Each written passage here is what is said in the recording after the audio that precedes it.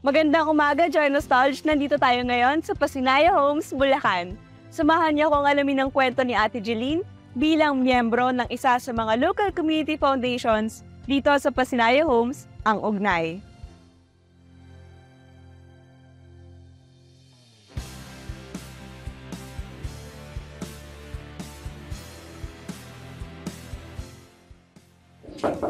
Tao po, Ate Jeline. Ay, ma'am. Hello. Pasok. Okay lang po. Pasok, pasok.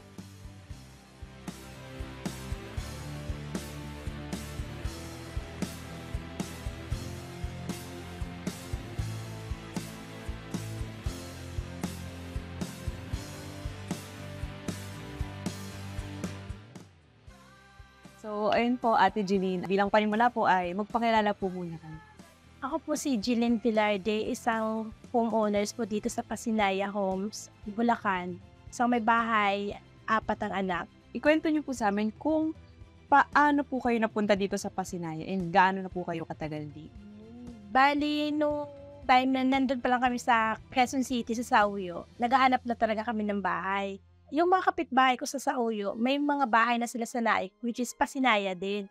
Nakakuha na sila doon, kaso hindi kami pwede kasi nga ang trabaho ng asawa ko nasa Valenzuela. So, malayo siya. Hanggang sa kakascroll ko sa Facebook, nakita ko nga itong Pasinaya, Bulacan. Lapit lang yun sa Pinuntahan namin, nagmotor kaming dalawa. Nag-inquire kami dyan sa may office dyan sa may Binayuyo.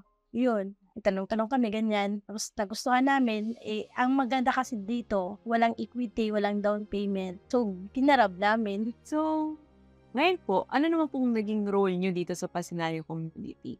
So, isang taon pa lang namin dito. Puti na pumasok yung Joy Nostalgia nga po. Kaya maraming organization ang inaano ng Joy Nostalgia. Yan, napasama po kami. Katulad ngayon, nasa Ugnay po ako. Miyembro po kayo ng Ugnay. Pwede niyo po kayong ibahagi sa amin kung ano po yung mga ginagawa niyo sa Ugnay. Sa Ugnay po, more on siya sa family formation, parang ganon. Ugnayan ng magpapamilya, ugnayan ng taga-Pasinaya. Sumali pa ako dyan para makilala ko yung ibang ka-homeowners dito. Marami pa akong makilala, ganon. Ano po yung parang mga gawain? Kung Ugnay member ka, ano po yung parang mga task niyo? Kung meron po ba kayong mga task na ginagawa? Nung nakaraan, ginawa po namin yung basic family formation, yung parang sa magpapamilya. Tapos ngayon, bagong pinasok na yung Ugnay, parang sa magulang tsaka sa teens ngayon yung inaasikaso namin. Ikwento niyo po sa amin kung paano naman po nabago ng pagkakaroon ng bahay dito sa Pasinaya Homes ang buhay niyo po. Noong una, mahirap kasi nga adjustment, lalo na sa school ng mga bata kasi ang layo nga Tapos ang pamasahe, ganon. Pero kung sa environment naman, okay naman kami kasi nga tahimik siya. Tapos yung kasing ginagawa namin dito sa okay kami ng mga kapitbahay pag wala kaming mga ulam, ano na ulam natin, ambag-ambag yan. Isang lutuan na lang kami, isang kainan na lang. Sama-sama kami dyan sa labas kumakain. Yan, yun yung ginagawa namin dito. Ganda po ng samahan niyo. Para lang may budel fight. Yan, araw-araw yan. Kung ano na ulam, paghapon na, yun, may mga malunggay kami dyan sa garden, papaya, sahog na lang. Bukod po sa nabanggit nyo, na napakagandang experience nyo po dito sa Pasinaya, ano pa po yung mga magagandang karanasan nyo bilang miyembro ng komunidad na ito?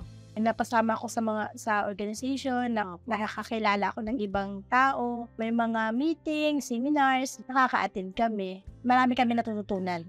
Siyempre po, bilang kayo po ay close naman po sa inyong mga kapitbahay, paano nyo po ine-engganyo yung iba na umattend ng mga seminars o yung iba po mga activities ng Joy Nostalgia Foundation?